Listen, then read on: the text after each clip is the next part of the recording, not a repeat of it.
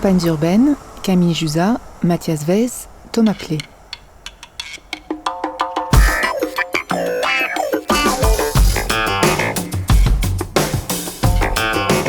Alors reprenons. À la fin des années 70, l'État se désengage de la construction de logements en transférant une partie de ses aides réservées aux constructeurs de HLM aux personnes qui veulent se faire construire une maison. À partir de ce moment-là, la France s'est couverte de ces lotissements pavillonnaires, des petites maisons pas trop chères, semi-industrielles, un peu loin des centres mais desservies par une route. Ça a correspondu à un besoin réel, au rêve d'être propriétaire, et puis probablement aussi celui d'une vie plus calme, avec jardin, balançoire et barbecue. Pour construire ces milliers, même ces dizaines de milliers de lotissements, il a fallu un homme clé, celui qui avait le pouvoir de rendre constructibles les terrains. Cet homme, c'est le maire. Épisode 4, où on se rend compte que la France compte 36 000 maires urbanistes.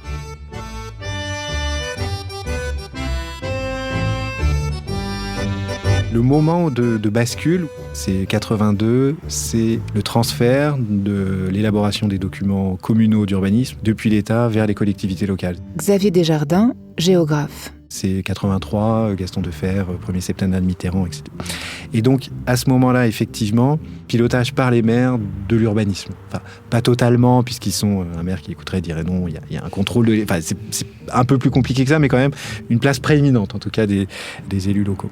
Parce qu'effectivement, voilà, c'est eux qui déterminent des parcelles qu'on ouvre, etc. Et donc, ils ont accompagné ce mouvement-là. Et ils l'ont accompagné pour deux raisons principales. Le premier élément, c'est que quand même, beaucoup de ces communes périurbaines, au début du mouvement d'étalement urbain, sortaient, en fait, on pourrait dire, de l'exode rural. C'est-à-dire que c'était des communes qui, pour beaucoup, avaient perdu des habitants, l'école menaçait de fermer, etc., etc. Et donc, d'une certaine manière, beaucoup de maires de communes de petite dimension, situées à 20, 30 km d'une ville importante, ont vu dans ce mouvement la possibilité, en fait, d'une forme de renaissance villageoise.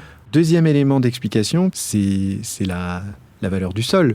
Quand on rend un terrain constructible, celui qui a un terrain agricole et il devient urbanisable, bah souvent il gagne. Au moment de la retraite, c'est pas désagréable de partir avec 30, 40, 50, 60 000 euros, surtout que les retraites agricoles sont faibles. Une petite anecdote, une fois j'ai vu un maire d'un petit village, il me dit dans ma commune j'ai fait 32 pavillons. Je lui dis ah bon, pourquoi 32 ? Il dit c'est simple, j'ai 16 propriétaires fonciers, 2 chacun. Xavier Desjardins m'a expliqué que ce mouvement d'étalement urbain, il est aussi dû au fait qu'en France, les communes sont toutes petites. Il y en a encore 35 000 et elles ont toutes eu la même stratégie. Une croissance lente mais régulière, pour ne pas perdre de services publics mais ne pas engranger trop de frais. Résultat, elles ont toutes fait tache d'huile et on est devenus les champions d'une périurbanisation très émiettée, avec les mêmes problèmes partout de consommation des sols, d'accès aux transports publics et aux équipements. Alors je suis allée rencontrer Pascal Pras. C'est le maire de Saint-Jean-de-Boisseau, 6 000 habitants, à 20 km à l'ouest de Nantes. Une commune au bord de la Loire, avec au départ 3 hameaux, qui sont maintenant reliés par des lotissements. J'ai voulu savoir comment on s'y prend quand on a des pouvoirs aussi considérables et qu'on est à la tête d'une commune qui connaît une très forte pression démographique.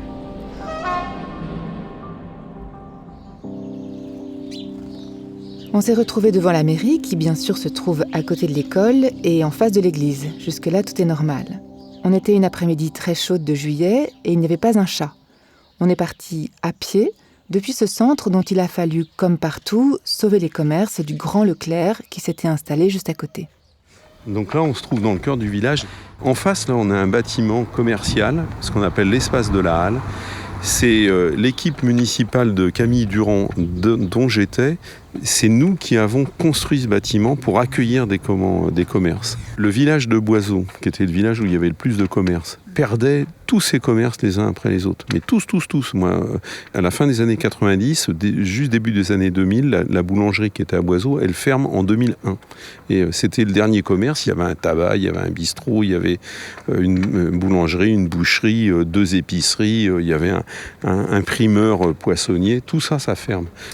Et on se dit, il faut qu'on trouve le moyen de fixer des commerçants. Donc on travaille sur la construction de ce bâtiment. La poste était dans un vieux bâtiment à l'entrée du bourg, on la ramène là. Les médecins sont intéressés pour venir se mettre. Et il y a une des pharmaciennes qui dit « je viens dans la centralité ». On fait exprès de laisser l'école publique dans la centralité. En fait, la volonté de maintenir l'école ici, c'est de maintenir du flux. C'est-à-dire que le matin et notamment le soir, sortie de l'école, les parents viennent ici et il y a une animation. Et on crée cet espace. Et puis on a cette supérette, on a un salon de coiffure, il y a l'institut de beauté. Mais c'est créer un peu cette dynamique. De l'autre côté, on a la boulangerie et puis on a le tabac presse et tout.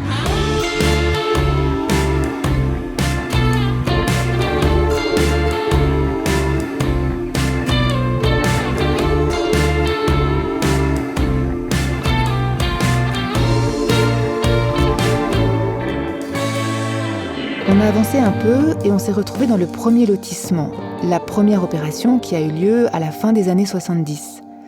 Ici, c'est le royaume de la petite maison avec garage semi-enterré, petit escalier qui monte vers un balcon en fer forgé. La vraie imitation de la maison nantaise, avec rosiers et pelouse bien tendue. Oui, cette rue-là, quand j'étais enfant, c'était un chemin. Le chemin des Violettes, aujourd'hui s'appelle la rue des Violettes. Et donc, elle est venue, cette rue, ceindre un peu cette centralité, là, ce lotissement des jours fériés. Là, on était dans la rue du 8 mai, avant dans la rue du 11 novembre. Et puis, vous avez ici un habitat qui va être vraiment typique de ces années 70. Toutes ces maisons seront construites avant la fin des années 70. Et puis, année 77, Camille Durand est élue. Ils veulent offrir du logement locatif social et donc ils vont venir développer ce lotissement qui s'ouvre devant nous, qui est le premier gros lotissement de la commune avec du logement locatif social. On est sur les Genêts. Ce sont des maisons de ville accolées. On n'est pas sur un collectif, chacun a son entrée individuelle. Ce qui était intéressant dans ce lotissement, c'est qu'à l'époque, les élus, je n'y étais pas encore, mais j'allais y arriver, s'était posé la question déjà du parcours résidentiel et des revenus des gens et du besoin. 1, d'avoir un logement qui corresponde à la taille du ménage. 2, d'avoir un logement qui corresponde à la bourse du ménage. Est-ce que je peux être propriétaire ? Est-ce que je ne peux rester que locataire ? Et être locataire, ça ne veut pas dire habiter dans un logement désagréable, mal foutu, mais au contraire qu'il soit bien foutu, qu'il ne soit pas une passoire énergétique. Aujourd'hui, je fais ça, mais demain, je passerai à autre chose. Au début, ce lotissement, qui est venu habiter ici ? Des ouvriers d'Indrette, des gens, des modestes, des catégories moyennes, intermédiaires. Saint-Jean-de-Boiseau a très peu de le potentiel fiscal qui est calculé sur la base de l'impôt payé par les habitants de la commune. On a un potentiel fiscal relativement modeste à Saint-Jean-de-Boiseau.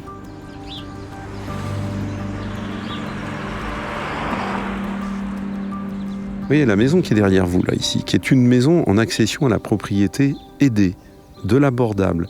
Maison qu'on achète sur un catalogue.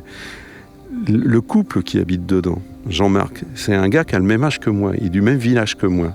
Il a acheté cette maison-là en 82-83, Jean-Marc Charrier. Il est toujours là. Vous voyez un peu, 40 ans après, il est toujours dans sa maison. Donc ça veut dire que quelque part, la maison qu'il a achetée, même s'il l'avait acheté, il n'a pas travaillé avec un architecte, joué une maison, et que sa maison ressemble un petit peu à celle de son voisin, n'empêche qu'il est là, il doit s'y plaire.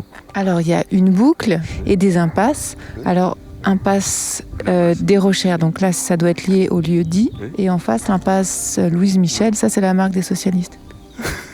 Louise Michel, oui, sans doute.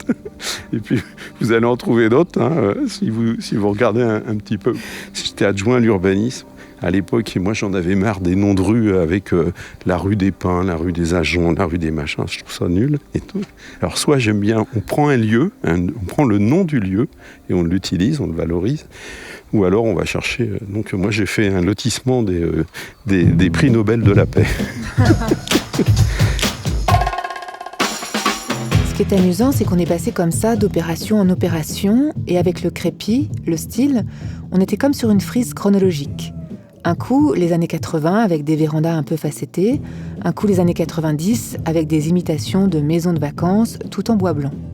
Le principe est toujours un peu le même, des boucles, des impasses en raquettes de tennis Et j'ai demandé à Pascal Pras comment la forme de ces opérations se décidait, si jamais elle se décidait. L'un des premiers points, moi qui me semble important, j'ai beaucoup travaillé, alors, comme je connais, sur les continuités piétonnes, par exemple, piéton-vélo, et qui est ces continuités, et donc qui s'inscrivent naturellement dans ce qui était déjà présent sur le territoire, qu'on essaie de les préserver, de les renforcer, de les qualifier. C'est facile à faire ?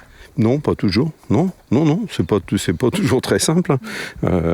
Et puis qu'on essaie de suivre les éléments naturels. Alors, très présents sur notre territoire, les cours d'eau, ce que je évoquais avec vous. Donc les éléments de la trame verte et bleue, les continuités écologiques, les corridors écologiques. Là, il faut faire un point un peu technique. Un maire ne construit rien directement. Mais il a un outil administratif à sa disposition qui lui permet, quand il ouvre des parcelles à la construction, d'imposer que l'aménagement se fasse sous son contrôle. On appelle ça une ZAC, et ça lui permet de faire plancher le promoteur, l'urbaniste ou même l'architecte, jusqu'à ce que le projet lui convienne. C'est comme ça que certains maires arrivent à garder le contrôle sur ce qui se construit. À ce moment-là de notre balade, le lotissement a fait une grande courbe pour revenir vers le centre du village, et Pascal Pras m'a montré un arbre magnifique avec des petits plumétis rouges. C'était lui qui l'avait planté, 20 ans auparavant, dans le jardin de sa maison, quand lui aussi était devenu un habitant du périurbain. Alors qu'est-ce qui vous avez décidé, vous, de construire une maison plutôt que d'en racheter une dans le village ? À l'époque, j'étais marié avec une jeune femme qui voulait avoir sa maison et qui voulait la construire. Moi, je voulais rester habité à Nantes. J'aurais jamais été maire, mais bon, je voulais rester habité sur Nantes parce que je trouvais que ça avait plusieurs avantages. Et, moi, la vie urbaine ne me déplaît pas. Bon, j'aime bien la campagne, j'aime bien ma commune. Ce qui nous a fait choisir ce terrain, c'est la proximité du centre-bourg, la proximité des écoles et des services. Moi, à l'époque, quand je suis venu habiter ici, mes deux premiers enfants étaient relativement petits. Ça, c'est, un service de santé, c'est nos kinés. Dans une maison individuelle ? Oui, c'est un cabinet de kiné qui fonctionne très très bien. Notre halte garderie, notre multi-accueil, aujourd'hui, c'est la maison qui est juste là avec la bande bleue. Vous voyez là ? Et elle est trop petite. Aujourd'hui, on a la capacité d'accueil uniquement de 16 enfants. Et là, on a acheté 2 maisons, ça fait déjà un moment, et on va construire un nouveau multi-accueil ici. Et les petites maisons que vous voyez autour, et ces petites maisons basses, c'est notre première opération de logement dédié aux personnes âgées, aux seniors. Alors, le bailleur, c'est Harmonie, qui loue les logements. Ce sont des gens de plus de 65 ans qui habitent là. Et qui peuvent éventuellement prendre des options de service auprès d'Harmonie Mutualité. Ce que je comprends, c'est que on a une vision comme ça de la France des lotissements qui serait une France très individualiste. Et en fait, ce que vous me décrivez, on ne sait pas forcément le lire quand on n'est pas habitué, c'est qu'en fait, on peut faire des tas de choses.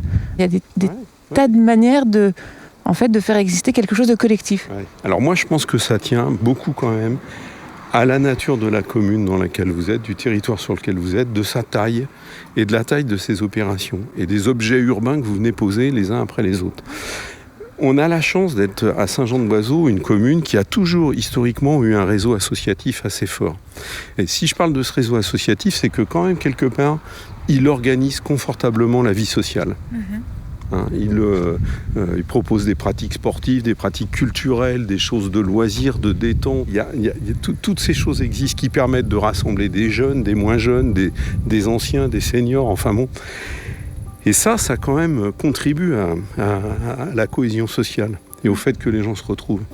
Saint-Jean-de-Boiseau s'est beaucoup étendu au fil des décennies. Il faut imaginer un village qui alterne des zones d'équipement et des tas de petites opérations de lotissement, parfois 30-40 maisons, dont les plus récentes sont beaucoup des maisons en bande, accolées. Parce qu'évidemment, ici, tout l'enjeu, c'est à la fois d'arrêter de consommer des sols, mais quand même de loger des habitants. Est-ce qu'il vous reste une grosse réserve foncière ou est-ce que votre stratégie, vous, c'est plutôt d'essayer de densifier ? Il nous reste aujourd'hui une zone d'extension urbaine. Je vais vous la montrer, il n'en reste pas 2, il en reste une. Et après, On sera sur des opérations en dents creuses, quelques dents creuses, et puis des opérations en renouvellement.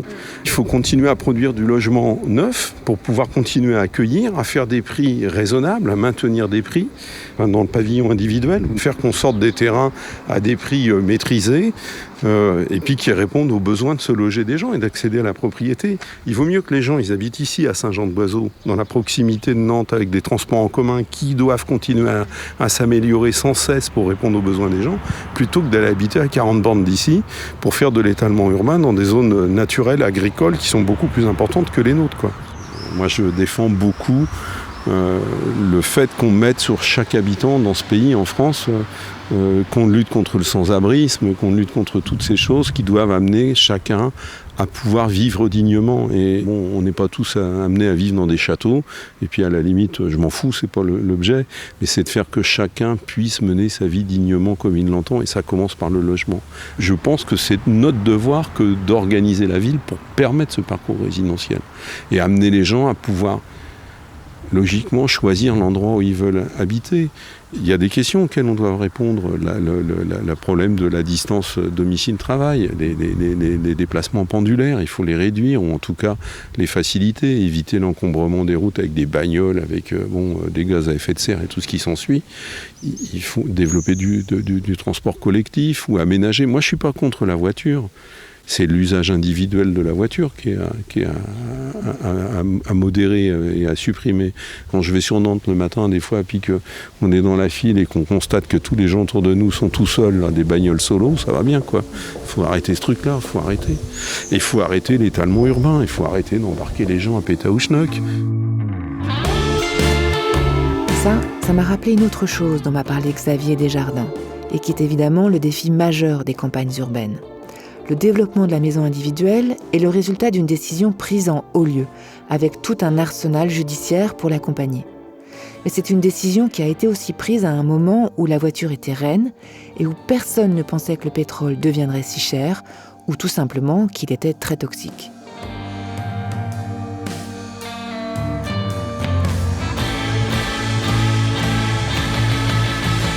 Une autre petite chose que peut-être on peut rajouter, c'est que l'accession à la propriété, il faut bien voir qu'en fait, la politique a marché sur deux jambes. C'était aider les personnes et construire des routes. C'était les deux en même temps. C'était deux dépenses qui étaient faites simultanément. Construire des transports. En Île-de-France, il y a eu le RER, les métros, etc. Mais quasiment en dehors de l'Île-de-France, c'est très massivement des investissements routiers qui ont été faits sur les 4 dernières décennies. Et donc, c'est les deux volets de cette politique-là. N'oublions pas que, je dirais, la dépense cachée de la politique du logement, c'est la politique de transport. Avec un transfert aussi du transport public vers la route. Oui, tout à fait.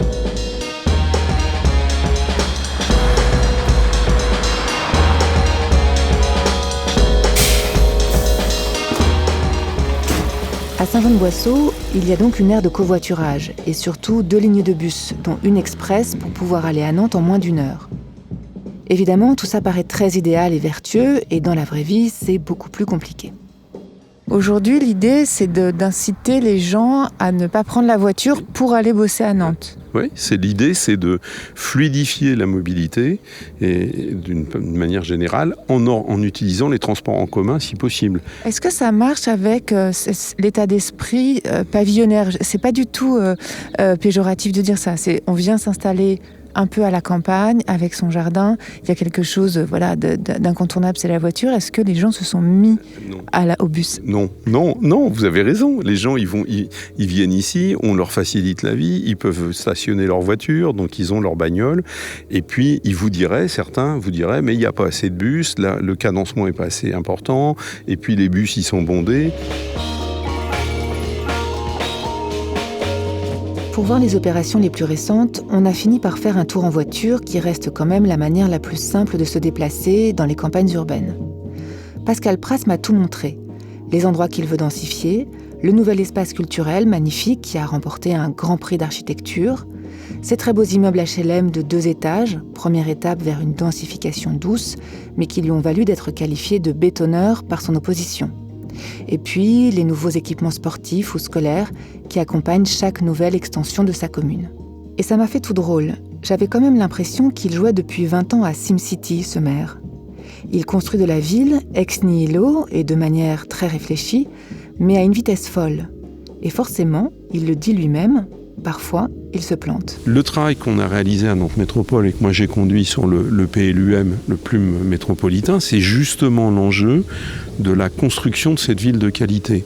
On a fait des bêtises, mais même moi ici j'en ai fait, mais encore, et on se rend compte après coup, merde, on n'aurait pas dû faire ça, on n'aurait pas dû le faire comme ça, c'est trop brutal, c'est trop rude, c'est pas assez paysager. Il faut qu'on retienne les leçons de tout ça pour construire une ville qui donne envie d'habiter, d'être là. La boulette dans ce lotissement, on va la voir, elle est là, on va passer devant. L'erreur, elle est là, et je ne l'ai pas vue, et je m'en veux. L'erreur, elle est là, sur ce front bâti là. Alors, on est sur de l'accession abordable. Ces maisons-là sont des petites maisons d'accession abordable. Elles sont bien, hein. Elles sont très bien conçues, intérieures et tout. Mais le paysage qui est produit, on a raté. Donc j'attends que la végétalisation elle parte là-dessus, que les arbres poussent et qu'on revégétalise ce coin-là. C'est un peu générique et répétitif. Ouais. Alors, bon, on le savait que ça allait donner cette image-là, mais pas à ce point-là. C'est vraiment très, très décevant. Et ça me gêne. Alors toute cette partie-là, c'est de l'accession abordable. Et les logements qui sont là, c'est du locatif social. Hein, c'est les maisons qui sont là derrière. C'est le même constructeur qui a tout fait, mais ce que ça a produit sur la rue, c'est terrible. Et donc la dernière réserve qui nous reste d'extension urbaine, elle est là. Et donc là, je dis aux gars, bon, attention les gars, va pas falloir qu'on reproduise ce qui s'est passé là. Il va falloir qu'on trouve un urbaniste qui soit capable de nous produire un dessin d'un front bâti qui fasse oublier celui-ci, c'est-à-dire qui arrive à atténuer les effets de celui-là. Alors, un des éléments qui manque beaucoup quand même dans celui-là, c'est la végétalisation. Et faut que ça pousse. Ouais, c'est récent, hein, ça a 3 ans et voilà. Mais il y a un front bâti qui est quand même très rude. L'étalement urbain qui a produit le choix de l'habitat individuel en France, au fond, on est aujourd'hui en train de le réparer. Mais ça demande un travail de couture précis et long. En traversant ces rues, ce qui continue de me poser question, c'est quelle vie urbaine ça produit, ces espaces-là, quand on est chacun chez soi, étalés sur des dizaines de kilomètres. Dans l'épisode 5, on change d'échelle.